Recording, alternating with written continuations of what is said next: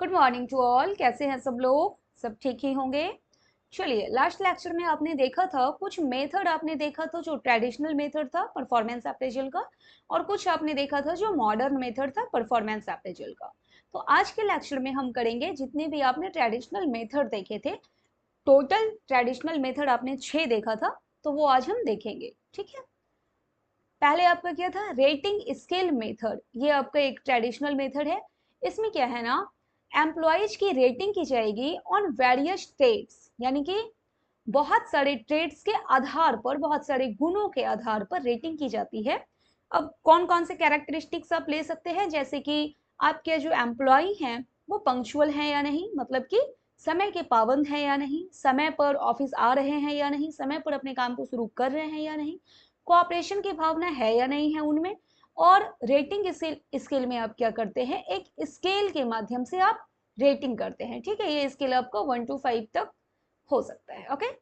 Next है आपका check list method. Check list method में क्या है, बहुत सारे इसमें क्वेश्चंस होंगे, और वो जो है आपके क्लोज्ड क्वेश्चन होते हैं, जवाब केवल यस और नो में देना होता है। किसको? इवेल्युएटर को, या फिर आप इनको रेटर भी बोल सकते हैं। जो रेटिंग करने वाले होते हैं उनको आप क्या बोलेंगे? रेटर या फिर इवेल्युएटर। बहुत सारे क्वेश्चंस होंगे और उसका जो जवाब होता है या तो यस में देना है या फिर नो में देना है।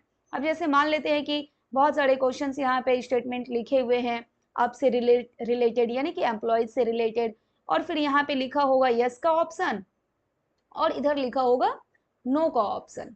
ठीक है। अब आप कहेंगे कि किस तरह के क्वेश्चन हो सकते हैं इसमें, जैसे कि मान लीजिए पहला क्वेश्चन है, क्या आपके एम्प्लॉयज जो हैं वो टाइम पर डिपार्टमेंट आते हैं, टाइम पर ऑफिस आते हैं? अगर हाँ तो इधर टिक होगा, अगर नहीं तो फिर इधर टिक होगा। ठीक है। क्या कोऑपरेशन की भावना है उनमें? क्या एक दूसरे की मदद करते हैं, जो उनके पीयर्स हैं, जो साथ काम करने वाले हैं, क्या उनकी मदद करते हैं? अगर आप मदद करते हैं तो फिर यहाँ यस होगा, और अगर आप मदद नहीं करते हैं नो होगा। जो भी आपके पीयर्स हैं, क्या उनके साथ बेहतर व्यवहार है? अगर हाँ तो यस, अगर नहीं तो नो। ठीक है। इस तरह से बहुत सारे क्वेश्चन होते हैं, यहाँ पे बहुत सारे स्टेटमेंट होंगे, और उनका जवाब जो है रेटर को या फिर इवेल्युएटर को यस या फिर नो में देना होता है। ठीक है। देख लेते हैं एक बार क्या है इसमें।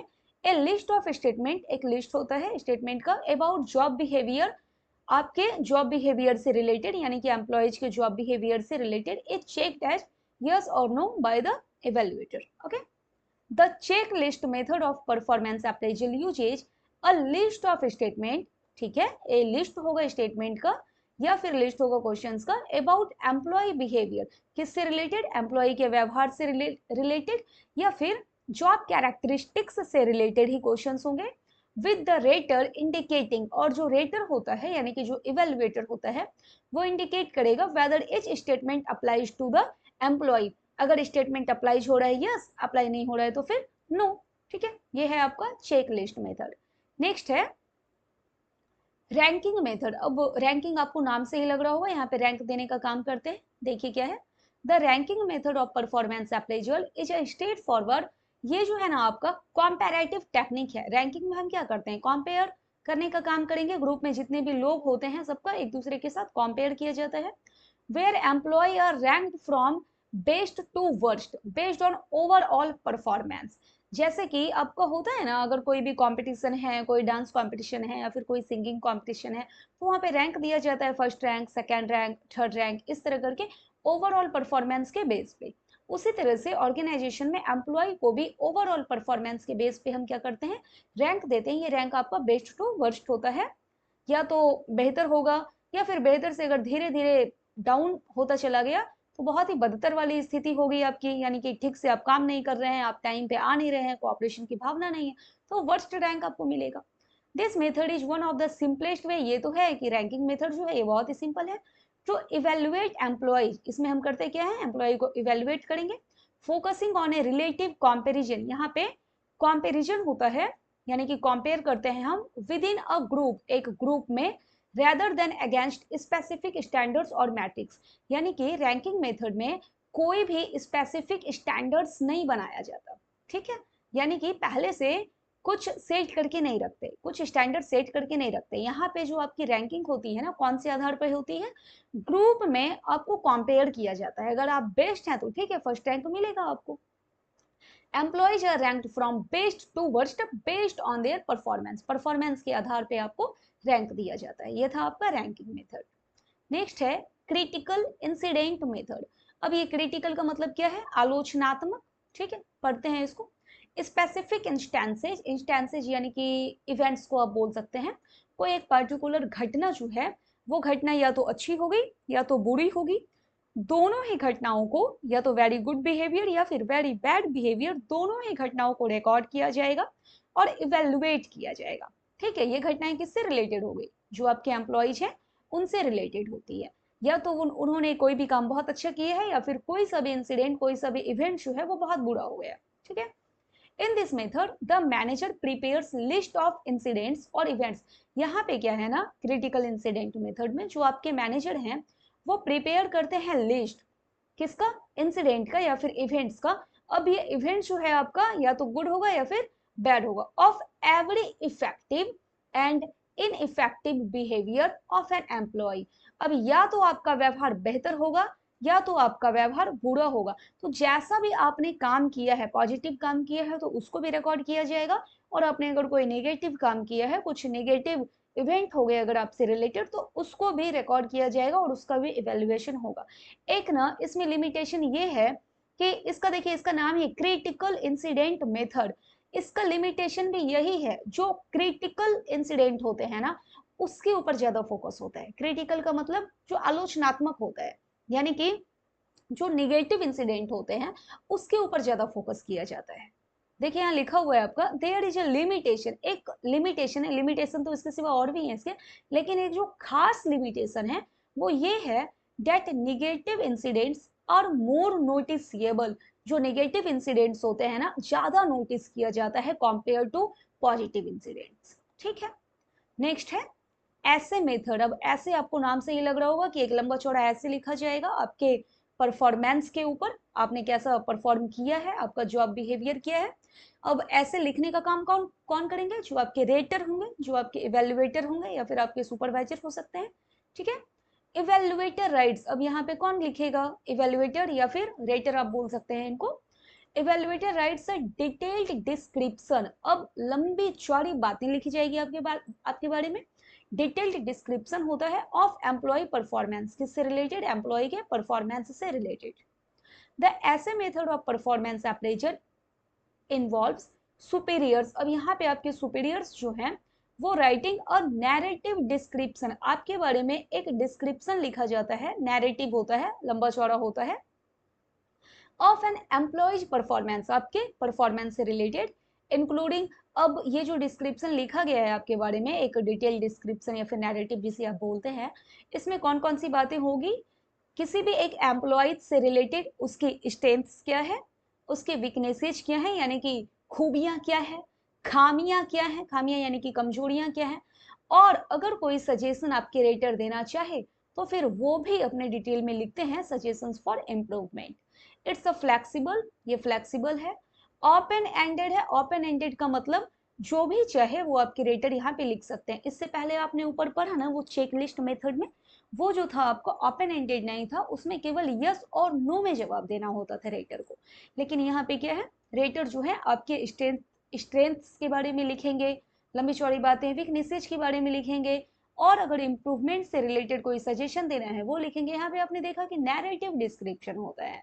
ठीक है, इसलिए इसको कहा जाता है ये क्या है, ओपन एंडेड अप्रोच है that allows for detailed feedback. यहाँ पे डिटेल्ड फीडबैक मैकेनिज्म होगा एंड एनालिसिस, एनालिसिस किया जाता है, बट कैन बी सब्जेक्टिव। ये ना इसकी लिमिटेशन है कि ये आपका सब्जेक्टिव हो सकता है एंड टाइम कंज्यूमिंग हो सकता है, क्योंकि किसी के भी बारे में अगर ऐसे लिखना है, एक नैरेटिव डिस्क्रिप्शन लिखना है, जो आपके इवेल्युएटर हैं उनके तरफ से भी इनकी भी ना शॉर्टकमिंग्स हो सकता है ऐसे लिखने में इनका कोई इंटरेस्ट ही नहीं हो सकता है कि रेटिंग करने से ये पीछे हट जाएं, ये भागने लग जाए, या फिर जो बातें इनको लिखनी चाहिए वो बातें नहीं लिख पा रहे हैं, सब्जेक्टिव हो सकते हैं, यानी कि बायसनेस हो सकता है यहाँ पे। ठीक है, देखिए एक टर्म होता है आपका सब्जेक्टिव, एक होता है ऑब्जेक्टिव, दोनों में ना डिफरेंस क्या है। सब्जेक्टिव में क्या है कि आप अपने मन से कुछ बातें चेंज कर सकते हैं, लेकिन ऑब्जेक्टिव में क्या है, सभी के आंसर सेम ही होते हैं। इसको ना एक एग्जाम्पल से समझिए आप, जैसे कि आपके एग्जाम में ऑब्जेक्टिव क्वेश्चंस भी आते हैं और सब्जेक्टिव भी आते हैं। ऑब्जेक्टिव का मतलब हो गया या तो एमसीक्यू टाइप आ जाएगा, 4 ऑप्शन दे दिए आपको और बोला जाएगा कि भाई उसमें से जो सही है वो आप टिक कीजिए, या फिर ट्रू फॉल्स करके आ सकते हैं। ये क्या है, ये ऑब्जेक्टिव क्वेश्चन है, ठीक है। और सब्जेक्टिव जिसका आप आंसर लिखते हैं 4 से 5 पेज में, वो आपका होता है सब्जेक्टिव क्वेश्चन। अब एक बात बताइए, क्लास में नहीं, एग्जाम हॉल में अगर आपका एग्जाम चल रहा है तो जनरली आप क्या पूछेंगे अपने मित्रों से, क्रॉस चेक आप क्या करते हैं, सब्जेक्टिव क्वेश्चन करते हैं या फिर ऑब्जेक्टिव करते हैं? मैम हम तो इशारों इशारों में ऑब्जेक्टिव वाले क्वेश्चंस की बात करते हैं। क्यों करते हैं? क्योंकि आपको पता है कि ऑब्जेक्टिव का केवल एक ही आंसर सही होना है, या तो ट्रू होगा या तो फॉल्स होगा, या फिर 4 ऑप्शन में कोई एक ऑप्शन सही होगा। तो जो आंसर आपके लिए सही है वही आंसर एग्जाम हॉल में बैठे हुए बाकी सभी बच्चों के लिए सही है। तो वो वहां पे क्या होता है ना, ऑब्जेक्टिव में कोई भी बायसनेस नहीं होता, कोई भी पक्षपात नहीं होता, सबके आंसर सेम ही होते हैं। हाँ, अब आप अगर सही आंसर करो तो सही आंसर की बात हो रही है यहाँ पे, वो है आपका ऑब्जेक्टिव। और अगर हम सब्जेक्टिव की बात करें तो सब्जेक्टिव में मान लो आपको कोई क्वेश्चन आ गया कि आप बताइए मेथड्स ऑफ परफॉर्मेंस अप्रेजल, तो हो सकता है कि आपने ट्रेडिशनल में टोटल आप यहाँ पे 6 मेथड पढ़ रहे हैं, आप इसमें से 4 ही लिखें। हो सकता है 2 मेथड आप कहीं और से पढ़ ली, आप वो लिख रहे हैं, और आपका दोस्त यही जो 6 मेथड है यहाँ पर बस वही लिख रहा है। हो सकता है कि ऐसे मेथड जब आप लिखने के लिए बैठे तो ये वाला पॉइंट आपने पहले लिख दिया, ये वाला पॉइंट आपने बाद में लिख दिया, और कोई दिक्कत भी नहीं है इससे। सब्जेक्टिव में क्या होता है, सभी के आंसर जो है ना वो डिफर होते हैं। आपका आंसर कुछ और होगा और आपके आगे पीछे बैठे दोस्तों का आंसर कुछ और होगा। यहाँ पे क्या होता है, बायसनेस हो जाता है, ठीक है, पक्षपात होता है। इसलिए हम ऐसे मेथड में बोलते हैं कि ये जो है आपका क्या है, सब्जेक्टिव है। और किसी के भी बारे में जब ऐसे लिखना पड़े, डिटेल्ड डिस्क्रिप्शन लिखना पड़े, तो टाइम कंज्यूमिंग तो वो होगा ही, समय लगेगा उसमें। तो ये इसका क्या था, लिमिटेशन था। और भी साथ में लिमिटेशन है, इवेल्युएटर को हो सकता है इंटरेस्ट ही नहीं हो ऐसे लिखने में, ठीक है। आगे बढ़ते हैं, नेक्स्ट है आपका पेयर्ड कंपैरिजन मेथड। अब ये पेयर्ड का क्या मतलब होता है, पेयर्ड का मतलब जोड़ा बना देना। इसको पहले पढ़ते हैं फिर एक एग्जांपल से इसको क्लियर करेंगे। देखते हैं क्या है, एम्प्लॉयज और कंपेयर, जो एम्प्लॉयज हैं उनका कंपैरिजन किया जाएगा विद ऑल अदर एम्प्लॉयज, बाकी जितने एम्प्लॉयज हैं उनके साथ, in the group to identify the best performer. क्या पता करने के लिए कि उनमें से ग्रुप में जितने भी मेंबर हैं उनमें से बेस्ट परफॉर्मर कौन है, ये पता करने के लिए पेयर्ड कंपैरिजन मेथड हम यूज करते हैं। द रेटर, रेटर आप किसको बोलेंगे, जो रेटिंग करने का काम करेगा, ये आपके सुपरवाइजर हो सकते हैं या फिर आपके मैनेजर हो सकते हैं। ये करते क्या है, कंपेयर्स करेंगे द टू एम्प्लॉयज। आप कहेंगे ऊपर तो लिखा हुआ था विद ऑल अदर एम्प्लॉयज, रुकिए अभी क्लियर होगा। ये जो है आपके रेटर कंपेयर करेंगे दो एम्प्लॉयज के बीच, इन इच पेयर, सारा पेयर बनाया जाएगा based on a specific performance criterion. Criterion क्या है, कोई भी एक स्टैंडर्ड सेट किया जाएगा, उस स्टैंडर्ड के आधार पर दो दो लोगों का पेयर बनेगा ग्रुप में, और कंपेरिजन किया जाएगा, कंपेयर किया जाएगा एक को बाकी लोगों के साथ कि बेस्ट कौन है। अब आपका जो स्टैंडर्ड है, जो क्राइटेरिया, क्या क्या हो सकता है, क्वालिटी ऑफ वर्क, किस तरह आपने काम किया, क्वांटिटी ऑफ वर्क, कितना काम किया, पंक्चुअलिटी, समय के पाबंद है या नहीं है, समय पे काम पूरा किया या नहीं किया। The formula for calculating the total number of paired comparisons in a performance appraisal is n-1/2। अब ये क्या है, ये तो और भारी लग रहा है। चलिए देखिए, अब ये क्या है, पेयर्ड कंपैरिजन मेथड।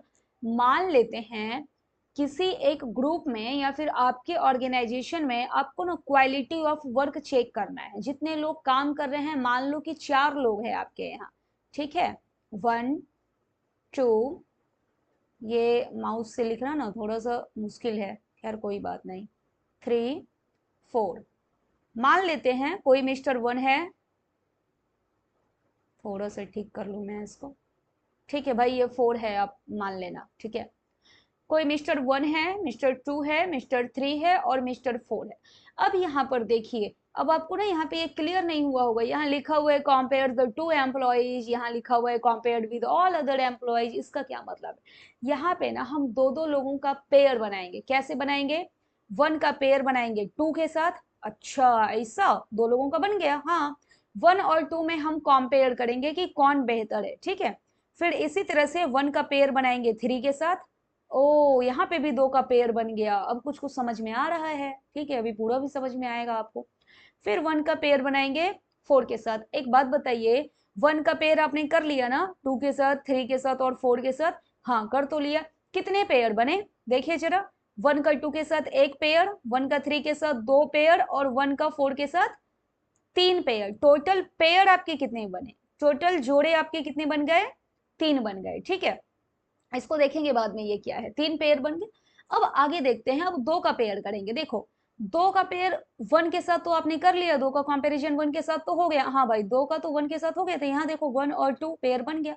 अब 2 का पेयर किसके साथ बच गया है? एक तो ये 3 के साथ बच गया है और उसके बाद ये 2 का पेयर ये 4 के साथ बच गया है। कितना पेयर बन गया? एक पेयर यहाँ पे बन गया 2 का 3 के साथ और एक पेयर यहाँ पे बन गया 2 का 4 के साथ। कितने पेयर हो गए? 2 पेयर हो गए। 3 पहले बना था और अब 2 पेयर बन गया, ठीक है। क्यों साइड में लिख रहे हैं? अरे अभी होगा क्लियर, आगे बढ़ते हैं पहले।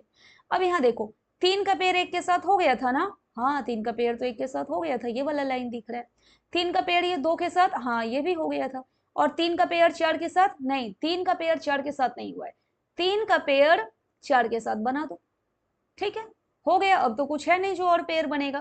तो अब यहाँ पे कितने पेयर बन गए? एक पेयर बन गए। यहाँ पर लिखिए आप 1, हो गया, ठीक है। 3 का कर लिए, अब 4 को देखते हैं। 4 का पेयर 1 के साथ हो गया था क्या? हाँ ये वाली लाइन दिख रही है ना। 4 का पेयर ये 2 के साथ हो गया था क्या? ये वाली भी लाइन दिख रही है ना, हो तो गया था। 4 का पेयर ये 3 के साथ हो गया था ना। हाँ ये सी के आकार वाली लाइन दिख रही है ना। अब 4 का पेयर 4 के साथ तो करेंगे नहीं, 4 को खुद यानी कि 4 को 4 के साथ कंपेयर करोगे, ऐसा तो नहीं है। तो जितना भी पेयर आपका बनना था वो पेयर बन गया। अब टोटल नंबर ऑफ पेयर कितने बने ये चेक कीजिए। 3 2 5, 5 और ये एक 6। तो टोटल आपके पास पेयर कितना बन गया? 6 पेयर बन गया। क्यों बता रहे हो ये फॉर्मूला बताने के लिए बता रही हूँ ये। अब देखिए यहाँ पे ये जो फॉर्मूला दिया है ना, ये फॉर्मूला दिया है कि total number of pair comparison, total कितने पेयर बनेंगे आपके पास उसके लिए दिया हुआ है। क्या है? n(n-1/2)। n के जगह रखेंगे नंबर ऑफ पर्सन। कितने पर्सन थे आपके पास? 4 थे ना। अब n के जगह पे 4 रख कर देखो आप, n के जगह पर 4 रख दो। फिर 4 - 1, n की जगह 4 ही रखेंगे। टोटल नंबर कितने हैं पर्सन के? 4 है। 4 में से एक चला गया, तो 4 में से एक गया तो कितना बच गया? 4 में से एक गया तो 5 बच गया। क्या मैम आप भी, 4 में से एक गया तो 3 बच गए। और फिर ये बाय क्या है? बाय 2, ठीक है, बाय 2 कर दो। अब ये कटाना आता है? हाँ आता तो है, बचपन में पढ़ा था हमने। 2 एकम 2, ये क्या हो गया? 4 का 41 बन गया। इसको कटाओ भाई, ये मैं अभी माउस से लिख रही हूँ। 2 दूना 4, ठीक है। अब नीचे के एक की कोई वैल्यू तो रहेगी नहीं। ऊपर आपका क्या रह गया? 2, यहाँ पे कटा के 2 आ गया और ये क्या है? 3। 2 तिया 6। टोटल पेयर कितने बने? टोटल पेयर 6 बने। और ये फॉर्मूला अप्लाई करने से पहले जो हमने ये झिकझिक वाला काम किया था, कितने पेयर बन रहे थे? 6 पेयर बन रहे थे। अब क्लियर हो गया क्या है ये? पेयर कंपैरिजन में क्या करते हैं? दो दो लोगों का पेयर बनाते हैं, लेकिन वो पेयर जो है ग्रुप में जितने मेंबर हैं सबके साथ बनाएंगे। नंबर ऑफ पेयर कितने बनेंगे कैसे पता लगेगा? तो फॉर्मूला याद रख लेना ना, लग जाएगा पता। क्या है फॉर्मूला? n(n-1/2)। और एक बार यहाँ पे ना हमने चेक करके भी देख लिया। इस तरह से आप ना एग्जाम्पल सेट करके 5 6 10 12 जितने भी मेंबर लेने हैं करके कर सकते हो। अब आप बोलोगे मैम इसका तो ये लिमिटेशन हो सकता है, अगर हमारे ऑर्गेनाइजेशन में जो है क्वालिटी ऑफ वर्क हमें 100 मेंबर्स की चेक करनी है, 100 एम्प्लॉयज की चेक करनी है, तब तो फिर पेयर बहुत ज्यादा बन जाएगा। 100 - 1/2 बहुत ज्यादा हो जाएगा, बहुत ज्यादा हो जाएगा। तो फिर ये इसका लिमिटेशन है कि अगर आपके नंबर ऑफ एम्प्लॉयज बहुत ज्यादा हैं तो बहुत ज्यादा पेयर बनाना और फिर वहां पे कंपेयर कर पाना पॉसिबल नहीं हो पाता है, ठीक है। तो ये इसका आपका लिमिटेशन भी है। ये अगर आप करते हैं आप कहेंगे नहीं नहीं कहाँ पॉसिबल तो है, पेयर बनाएंगे, कंपेयर करेंगे, टाइम कंज्यूमिंग बहुत हो जाएगा, बहुत समय लगेगा इसमें, ठीक है। तो ये इसका लिमिटेशन भी है। ये आपने देखा पेयर्ड कंपैरिजन मेथड। आज के लेक्चर में आपने पढ़ा है traditional method of performance appraisal. इसमें टोटल आपने 6 मेथड देखे, rating scale method, checklist method, ranking method, चौथा आपने देखा क्रिटिकल इंसिडेंट मेथड, पांचवा ऐसे मेथड, और छठा है आपका paired comparison method. Okay, next lecture में हम करने वाले हैं modern method of performance appraisal. Okay, thank you.